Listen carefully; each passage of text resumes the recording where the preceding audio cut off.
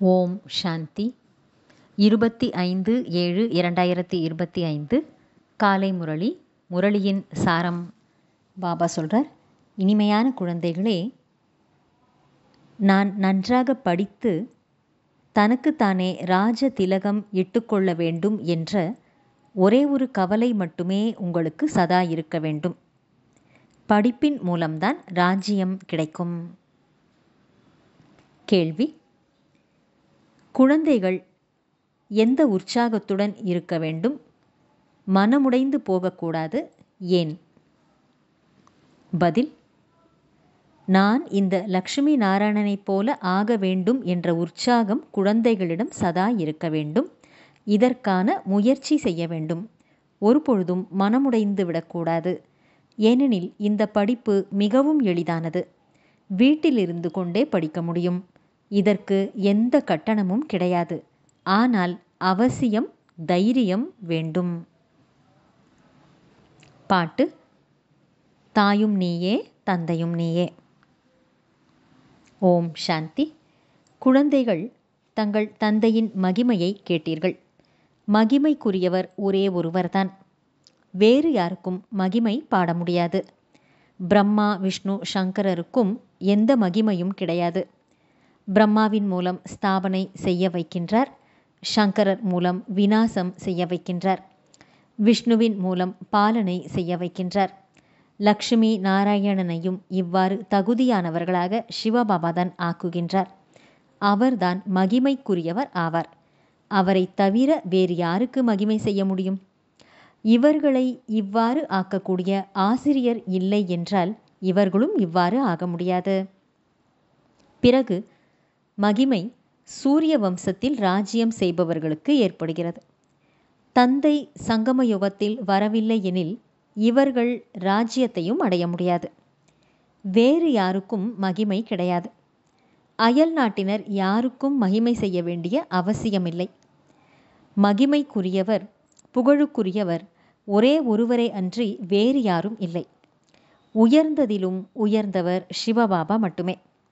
அவரிடமிருந்துதான் உயர்ந்த பதவி கிடைக்கிறது எனில் அவரை நல்ல முறையில் நினைவு செய்ய வேண்டுமல்லவா?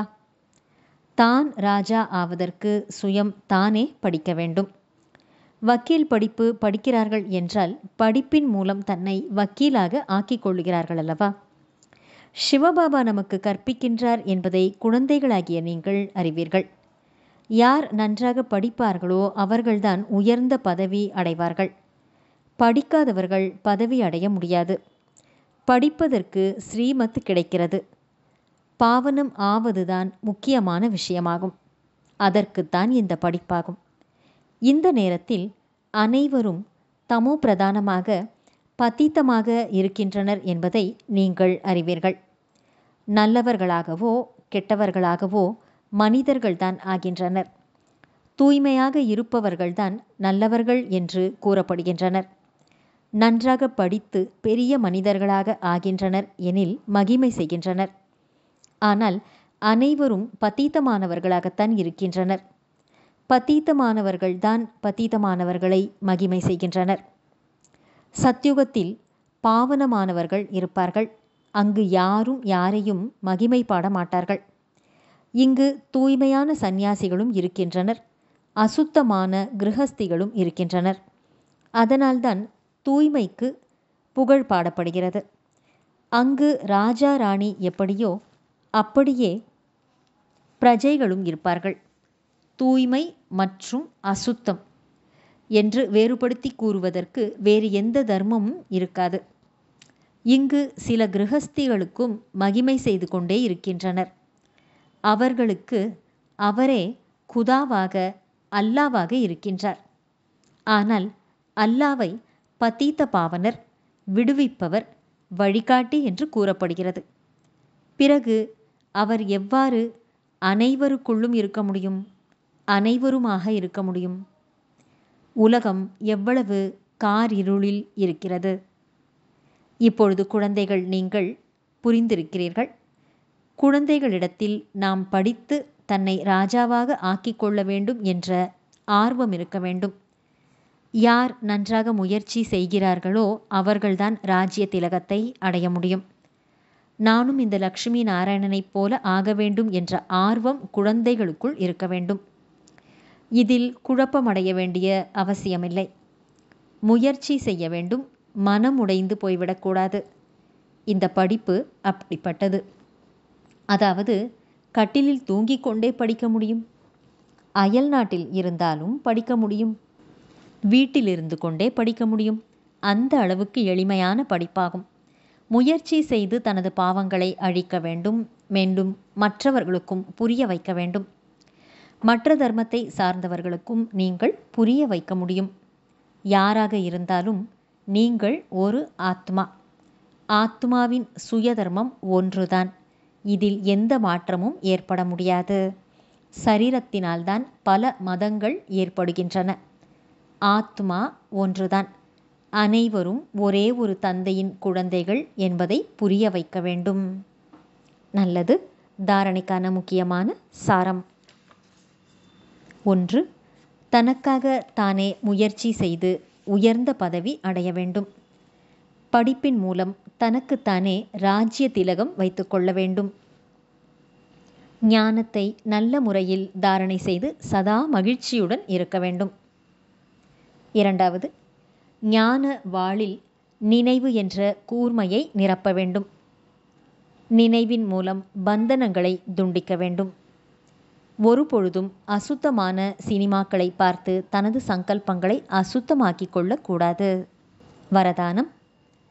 லௌகிக்கத்தை அலௌகிக்கமாக மாற்றி அனைத்து பலவீனங்களில் இருந்தும் முக்தி பெறக்கூடிய அல்லது விடுபடக்கூடிய மாஸ்டர் சர்வசக்திமான் ஆகுக. விளக்கம். யார் மாஸ்டர் சர்வசக்திமான் மற்றும் நாலேஜ்ஃபுல் ஞானம் நிறைந்த ஆத்மாக்களோ அவர்கள் ஒருபோதும் எந்த பலவீனம் அல்லது பிரச்சனைகளுக்கும் வசமாக மாட்டார்கள். ஏனெனில் அவர்கள் அமிர்த வேளையிலிருந்து எதை பார்க்கிறார்களோ, கேட்கிறார்களோ அல்லது செய்கிறார்களோ, நினைக்கிறார்களோ அவை அனைத்தையும் லௌகீகத்திலிருந்து அலௌகீகமாக மாற்றி விடுவார்கள்.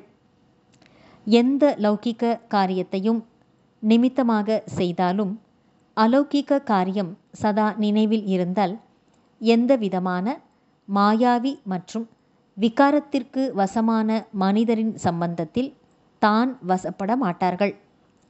தமோ குணமான சூழ்நிலையிலும் கூட அவர்கள் சதா தாமரை மலர் போல் இருப்பார்கள். லௌகிக்க அசுத்தங்களில் இருந்தாலும் விடுபட்டு இருப்பார்கள். ஸ்லோகன். அனைவரையும் திருப்திப்படுத்தினால் முயற்சியில் தானாகவே ஹை ஜம்ப் பண்ணி உயரம் தாண்டி குதித்து முன்னேறி செல்வீர்கள். நல்லது. இனிமையிலும் இனிமையான, வெகு காலம் கழித்து காணாமல் போய் மீண்டும் தேடி கண்டெடுக்கப்பட்டுள்ள செல்லமான குழந்தைகளுக்கு தாயும் தந்தையுமான பாப்தாதாவின் அன்பான நினைவுகள் மற்றும் காலை வணக்கம். ஆன்மீக குழந்தைகளுக்கு ஆன்மீக தந்தையின் நமஸ்காரம். ஆன்மீக தந்தைக்கு ஆன்மீக குழந்தைகளின் நமஸ்காரம். நல்லது. அவ்யக்த சமிக்கை. சங்கல்பங்களின் சக்தியை சேமித்து கொண்டு சிரேஷ்டமான சேவைக்கு கருவியாகுங்கள். சங்கல்ப சக்தியை சேமிக்க வேண்டுமென்றால் எந்த விஷயத்தை பார்த்தாலும் கேட்டாலும் ஒரு வினாடியில் முற்றுப்புள்ளி வைக்கக்கூடிய பயிற்சி செய்யுங்கள். ஒருவேளை சங்கல்பத்தில் ஏன் எதற்கு என்ற கியூ வரிசை வந்துவிட்டால், வீணானவற்றில் படைப்பை படைத்துவிட்டால் அதை பாலனை செய்ய வேண்டியும் இருக்கும். சங்கல்பம், நேரம், சக்தி அதில் செலவாகிக் கொண்டே இருக்கும். ஆகையால் இப்பொழுது இந்த வீணான படைப்புகளை குடும்ப கட்டுப்பாடு செய்யுங்கள். அப்போதுதான் எல்லையற்ற சேவைக்கு நீங்கள் நிமித்தமாக ஆக முடியும். நல்லது. ஓம் சாந்தி.